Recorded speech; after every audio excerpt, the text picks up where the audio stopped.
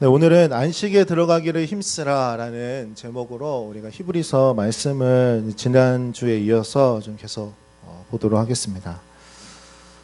요새 다들 SNS를 다들 많이 하시죠. 저도 좀 자주 하는 편입니다. 그래서 뭐 페이스북도 하고요, 뭐 인스타도 이렇게 하는데요. 저는 이제 인스타를 최근에 좀 많이 하게 되는 것 같아요. 그래서 제가 좀 사진을 좋아해서 인스타는 뭐 따로 뭐 글이 길지 않고 사진만 많이 뜨잖아요. 그래서 좀 제가 좋아하는 사진을 이렇게 올리는 분들을 좀 뭐 저도 뭐 팔로우를 해서 그분들의 사진을 뭐 본다든지, 또 감사하게도 또 저를 또 같이 뭐 팔로우 하셔서 또 뭐 뭐 이렇게 또 그렇게 서로 이렇게 뭐 이렇게 뭐 그런 것들을 좀 하고 있는데, 뭐 인스타 팔로우를 뭐 저를 해달라고 말씀드리는 게 아니라 네.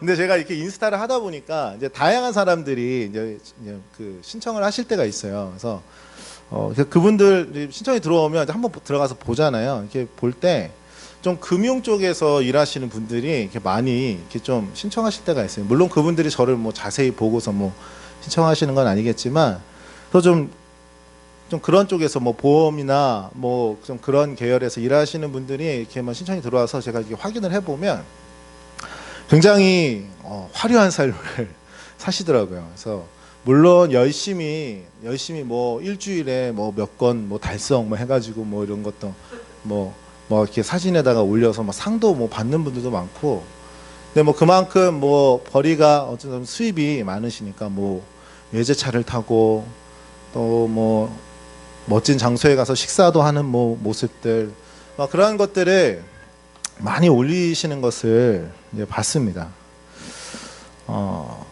그런데 그런 분들이 이제 꽤 돼가지고 제가 이렇게 쭉 보다 보니까 좀 공통적인 게 하나 있더라고요. 뭐냐면 젊을 때 그러니까 빡세게 막 일해가지고 많은 돈을 벌어서 이제 남들보다 좀 더 일찍 은퇴를 해가지고, 그러니까 뭐 한 40대나 한 50대쯤에 은퇴를 해서 남은 인생을 그냥 여유롭게 일하지 않고 그냥 편안하게 벌어놓은 돈으로 살아야겠다. 그러면서 뭐 사람들한테도 여러분 그런 인생을 살고 싶지 않습니까? 그러니까 한마디로 이제 사람들이 끌어모으는 거죠. 그렇게 그런 얘기들로.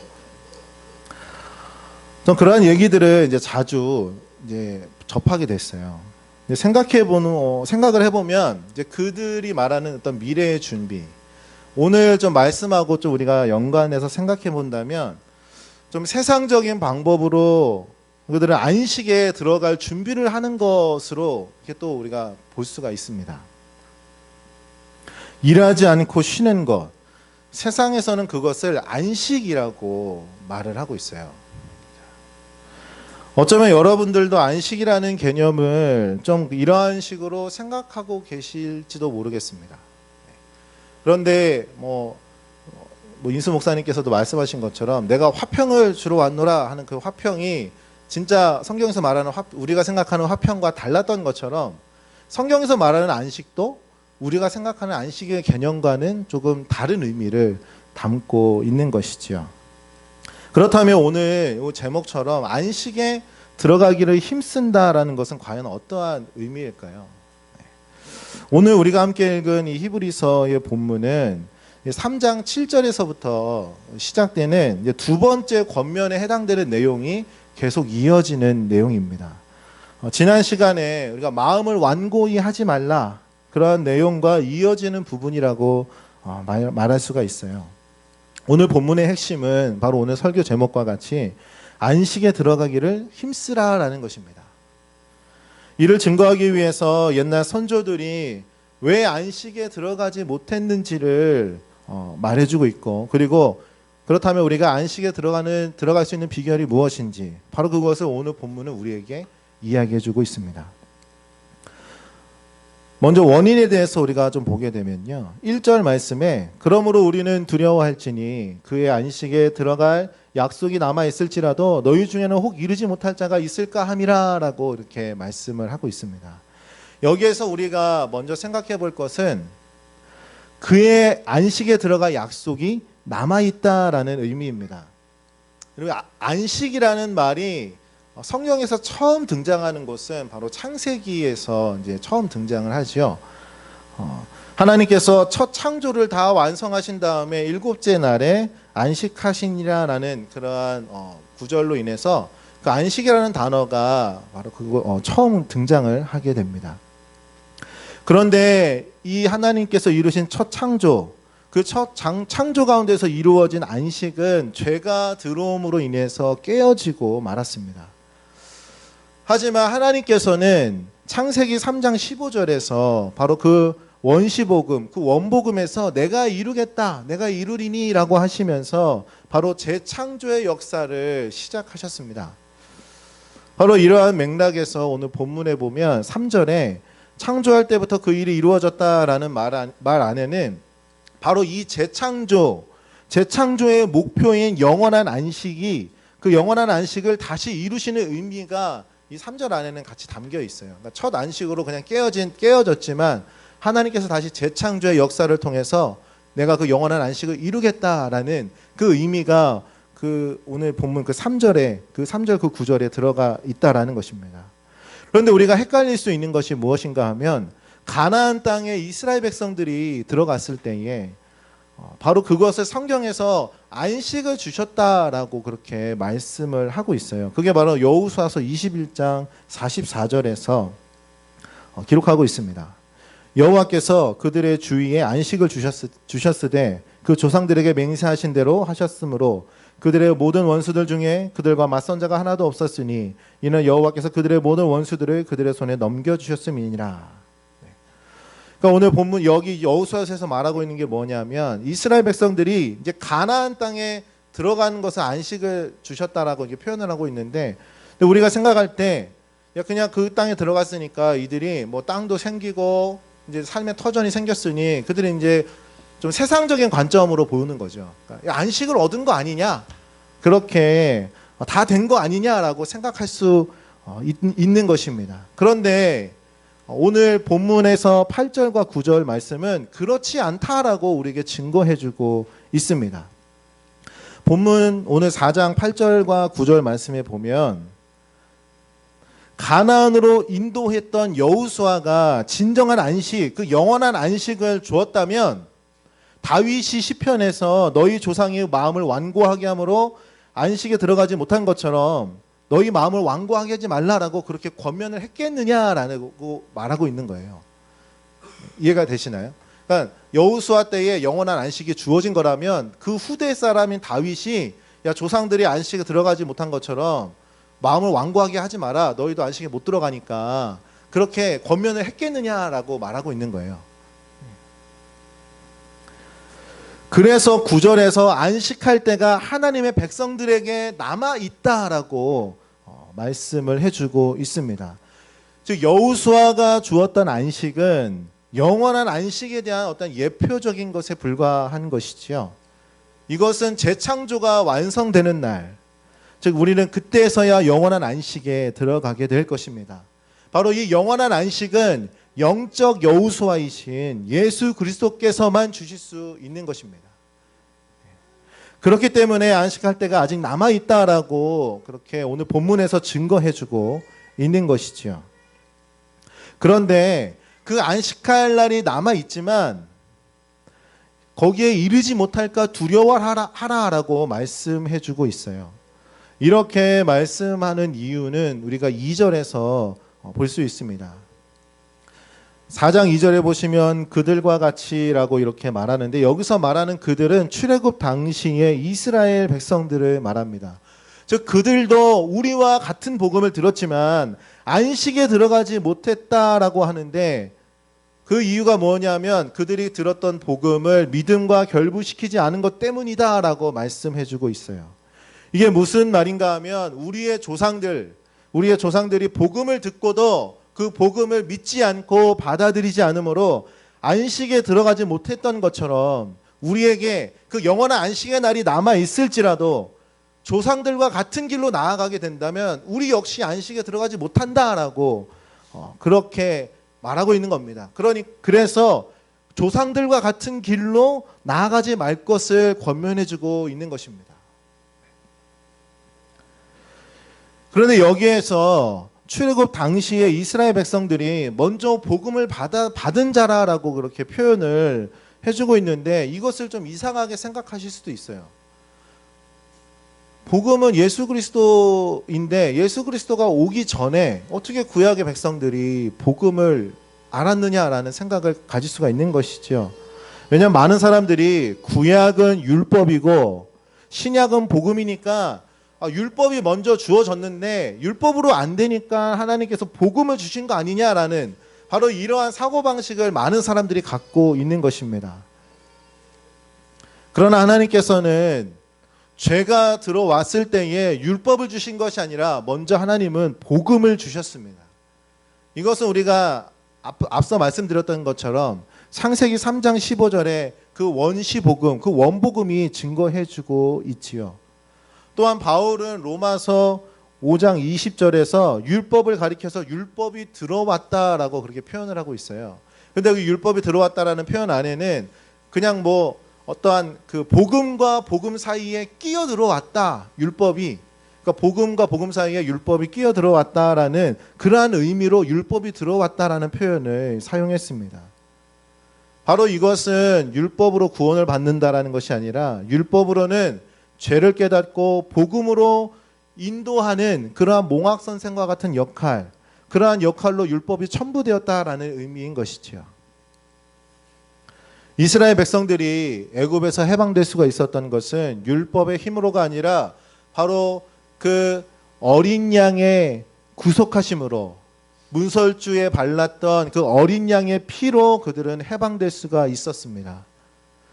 또한 이들은 출애굽 후에 광야에서 만나를 먹었지요. 이 만나는 바로 하늘에서 내려온 생명의 떡 되시는 예수 그리스도의 그 모형을 상징합니다. 요한복음 6장 32절에서 35절 말씀이 이를 잘 증거해주고 있습니다. 요한복음 6장 32절에서 35절, 그 유인물에는 빠져 있는데요. 제가 읽어보겠습니다. 예수께서 이르시되 내가 진실로 진실로 너희에게 이르노니 모세가 너희에게 하늘로부터 떡을 준 것이 아니라 내 아버지께서 너희에게 하늘로부터 참떡을 주시나니 하나님의 떡은 하늘에서 내려 세상에 생명을 주는 것이니라. 그들이 이르되 주여 이 떡을 항상 우리에게 주소서. 예수께서 이르시되 나는 생명의 떡이니 내게 오는 자는 결코 줄이지 아니할 터이요 나를 믿는 자는 영원히 목마르지 아니하리라. 아멘. 바로 그들이 광야에서 먹었던 만나는 바로 이 신약의 생명의 떡 되시는 예수 그리스도를 상징하는 것이었습니다. 또한 이 이스라엘 백성들은 만나뿐만이 아니라 광야에서 물도 마시게 되었지요. 모세는 물을 요구하는 이스라엘 백성들에게 반석을 쳐서 물을 내주었습니다. 하나님께서 그렇게 하라고 명령을 하셨지요. 그것이 출애굽기에서 기록하고 있습니다. 출애굽기 17장 6절 말씀인데요. 내가 호렙산에 있는 그 반석이 거기서 내 앞에 서리니 너는 그 반석을 치라. 그곳에서 물이 나오리니 백성이 마시리라. 모세가 이스라엘 장로들의 목전에서 그대로 행하니라. 아멘. 이 모세가 반석을 쳐서 물이 나오게 하는 것은 그것이 상징하는 바가 있습니다. 바로 우리의 반석 되시는 그리스도께서 그 치심을 당함으로, 고난을 당하심으로 구원을 이루실 것을 그 반석을 쳐서 물이 나오게 하는 행동으로 그렇게 예표를 해주셨던 것이죠.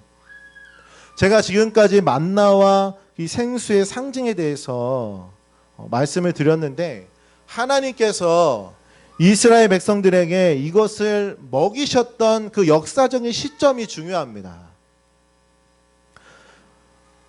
무엇인가 하면 바로 하나님께서 율법을 주신 이후에 그것을 행하셨느냐, 아니면 율법을 주시기 이전에 그 일을 행해 주셨냐, 이것이 중요하다라는 것입니다.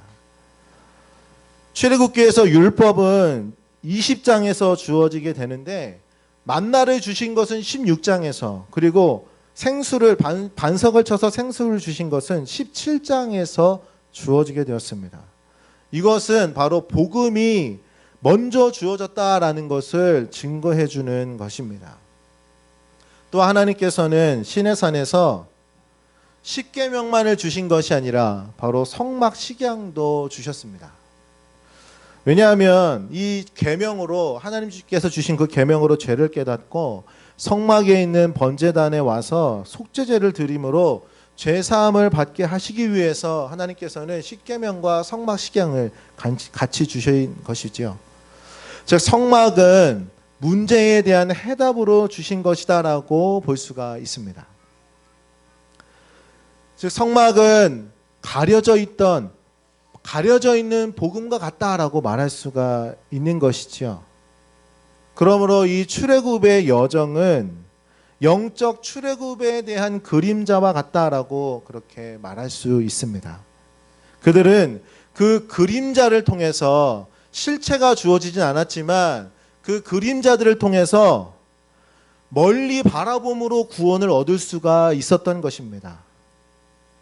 때문에 신구약을 막론하고 구원의 길은 오직 하나, 예수 그리스도의 그 대속의 피에 있다라는 것을 우리는 확신할 수 있어야만 하는 것이지요. 즉 구약의 백성들 역시도 복음을 들었던 것입니다. 그래서 오늘 히브리서에서 그들도 복음을 먼저 받았다라고 그렇게 말씀해주고 있는 것이죠. 그런데 이들은 복음을 들었지만 믿음으로 결부시키지를 못했습니다. 그래서 들은 바 말씀이 그들에게 유익이 되지 못했습니다. 지난 시간에 말씀드렸듯이 말씀을 등한시 여겨서 완고해지고 결국 순종하지 않으므로 안식에 들어가지 못했던 것이지요. 바로 이것이 히브리서에서 말하고 있는 안식에 들어가지 못한 원인이 됩니다. 즉 말씀을, 복음을 들었음에도 불구하고 그것을 믿음과 결부시키지 못해서 말씀을 등한시 여기고 마음이 완고해져서 결국에는 그 말씀을 순종하지 않는, 바로 그러한 결과로 그들은 안식에 들어가지 못했다라고 히브리서는 우리에게 말씀해주고 있습니다. 이것에 대해서 우리가 좀 더 구체적으로 좀 살펴보겠습니다. 히브리서 이 전체를 좀 보게 되면 이 전반적인 내용에 걸쳐서 순종과 순종치 아니함, 바로 이 두 가지를 대조시켜서 순종에 대한 내용을 히브리서는 강조해주고 있습니다. 불순종에 관한 구절들은 2장 2절에서는 순종하지 않아서 공정한 봉을 받았다. 또 3장 18절에서는 안식에 들어오지 못한 자가 순종치 아니한 자들이 아니냐. 그리고 또 4장 6절에서는 순종하지 아니함으로 들어가지 못했다. 또 4장 11절에서는 순종하지 아니하는 본에 빠지지 않게 하려 했다라고 하면서 불순종에 관한 이러한 내용들을 기록해주고 있습니다. 또 이와 대조적으로 순종에 대한 말씀도 나열해주고 있는데요. 5장 8절에 보면 그가 아들이면서도 고난의 순종함을 배웠다. 그렇게 말씀을 하고 있고요. 5장 또 9절에 보면 순종하는 모든 자에게 영원한 구원의 근원이 되어주셨다. 또 11장, 히브리서 11장에 가시면 노아의 순종에 대해서, 아브라함의 순종에 대해서, 모세의 순종에 대해서, 또 라합의 순종에 대해서 바로 순종함에 대한 또한 내용들을 쭉 나열해주고 있습니다.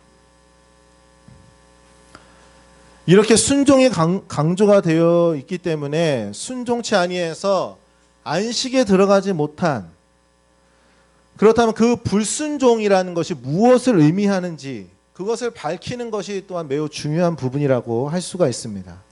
여기 히브리서에서 지적하고 있는 순종은 어떤 윤리적인 순종을 말하고 있는 것이 아닙니다. 여기에서 말하고 있는 것은 바로 복음에 순종하는 것을 말해주고 있어요. 즉 불순종이라는 것은 복음에 순종하지 않은 것을 말합니다. 복음에 순종하지 않았다라는 것은 결국 그들은 복음을 믿지 않았다라는 말과 같습니다. 지난 시간에 말씀드렸듯이 히브리서는 복음을 배반하고 유대교로 돌아가려는 무리들에게 경고하기 위한, 그들에게 다시 권면하기 위한 목적으로 기록이 되었다라고 말씀을 드렸어요. 그래서 히브리서에서는 순종을 강조하고 있습니다. 그런데 이 순종을 강조하고 있는 본문이 행위 구원론을 말하고 있는 것이 결코 아니다라는 것을 우리는 기억해야 합니다. 여러분, 구원은 믿음으로 받는 것이지요. 그렇지만 우리가 명심해야 할 것은 살아있는 믿음은 순종을 동반한다라는 것입니다. 행함이 없는 믿음은 믿음이 아니며 그 자체가 죽은 믿음이라고 성경에서는 말씀하고 있지요. 야고보서 2장 17절에 보면 이와 같이 행함이 없는 믿음은 그 자체가 죽은 것이다 라고 우리에게 분명하게 증거해주고 있습니다. 우리가 지난주에 본문이었던 히브리서 3장 18절에서 19절 말씀을 우리가 다시 한번 우리가 확인해 보기 원하는데요. 18절에 보시면 출애굽 1세대들이 안식에 들어가지 못하는 것은 순종하지 않았기 때문이다 라고 말씀하고 있고요. 또 19절에서는 믿지 않아서 그들이 들어가지 못했다. 그렇게 또한 기록해주고 있습니다. 즉 불순종은 불신앙이라고 분명하게 우리에게 증거해주고 있는 것이죠. 그래서 오늘 본문 4장 1절에서 두려워하라라고 경고해주고 계십니다. 이 하나님께서 경고해 주시는 강도가 점점 강하게 그렇게 경고를 해주세요. 히브리서 2장 1절에서는 너희들이 말씀을 등한시 여겨서 흘러 떠내려가게 될까 염려하노라 라고 말씀하시고 3장에서는 살아계신 하나님에게서 너희가 떨어질까 염려한다 라고 그렇게 말씀하시다가 이제 4장에 와서는 너희가 두려워해라 라고 그렇게 그 경고의 강도를 점점 강하게 하시는 것을 볼 수가 있습니다. 이렇게 안식에 들어가지 못하는 원인을 밝히시면서 도달하는 결론이 바로 11절 말씀과 같이 순종하지 아니하는 본에 빠지지 않게 하려면 안식에 들어가기를 힘써라 라고 그렇게 말씀하고 있어요. 그렇다면 순종은 무엇에 대한 순종을 말하며 또 어떻게 하는 것이 안식에 들어가기를 힘쓰는 것이다 라고 우리가 볼 수가 있을까요? 바로 이에 대한 답변이 바로 이어서 나오는 12절에 나오게 됩니다. 12절 말씀은 그 시작을 하나님의 말씀은 이라고 이렇게 시작을 하는데요. 결국 이것은 하나님의 말씀에 대한 반응 여부가 그것을 결정해 준다라고 우리가 볼 수가 있습니다. 우리가 본문 12절 말씀을 다시 한번 읽어볼까요? 하나님의 말씀은 살아있고 활력이 있어 좌우의 날선 어떤 검보다도 예리하여 혼과 영과 및 관절과 골수를 찔러 쪼개기까지 하며 또 마음의 생각과 뜻을 판단하나니. 그러니까 이 하나님의 말씀을 들은 자들이 어떤 반응을 보이느냐에 따라서 안식에 들어가는지 그 안식에 못 들어가는지 갈라지게 된다라는 것입니다. 앞서 이 구약의 이스라엘 백성들은 하나님의 말씀을 믿지 아니했고 그래서 불순종하기에 이르렀습니다. 그래서 우리가 지난주에 봤던 그 3장 히브리서 3장 말씀에서 그의 음성을 듣거든 너의 마음을 완고하게 하지 말라라고 그렇게 경고해 주셨던 것이지요. 그렇다면 안식에 들어가는 비결은 분명하게 드러납니다. 바로 복음에 순종하는 것입니다. 복음에 순종하는 것, 말씀에 순종하는 것입니다. 이 말씀은 예수 그리스도시죠. 요한복음 1장 1절은 태초에 말씀이 계시니라 이 말씀이 하나님과 함께 계셨으니 이 말씀은 곧 하나님이시니라 라고 이렇게 요한복음을 시작하면서 예수님이 말씀이심을 분명하게 증거해주고 있습니다. 즉 이 말씀 예수님께 순종하면 영원한 안식에 들어가고 순종하지 아니하면 들어가지 못하게 된다라는 것입니다. 다시 한번 말씀을 드리지만 지금 이 히브리서 본문은 행위 구원을 말하고 있는 것이 절대로 아닙니다. 바로 믿음의 순종을 말하고 있는 것이지요. 그렇다면 여러분 믿음의 순종은 무엇을 말하는 것일까요? 오늘 이 본문 12절, 4장 12절과 13절 말씀을 우리가 좀 보게 되면 좀 그러한 상상을 좀 하게 돼요. 뭐냐면 현미경으로 자세히 뭔가 좀 들여다보면서 무언가 수술 같은 어떤 그런 것을 하는 듯한 그러한 느낌을 우리가 받게 됩니다. 즉 좌우의 날선 어떤 검보다도 더 예리한 말씀으로 혼과 영과 및 관절과 골수를 찔러 쪼개기까지 한다라고 말씀하고 있는데, 이것은 우리의 그냥 겉으로 드러나는 외식적인 순종이 아닌 바로 마음에서부터 나오는 순종을 보신다라는 것을 의미합니다. 12절에서 혼과 영과 및 관절과 골수를 찔러 쪼갠다 하시는데, 이것은 12절 하반부에 나오듯이 마음의 생각과 뜻을 감찰하시기 위해서 그렇게 하신다라고 12절 말씀은 말해주고 있습니다. 그러니까 우리의 마음과 생각이 누구에 의해서 지배받고 있는지를 말씀으로 확인하신다라는 것입니다. 여러분, 순종이라는 것은 행위 이전에 마음을 드리는 것입니다. 마음이 담기지 않는 행위, 마음이 담기지 않는 순종을 하나님은 결코 원하시지 않아요.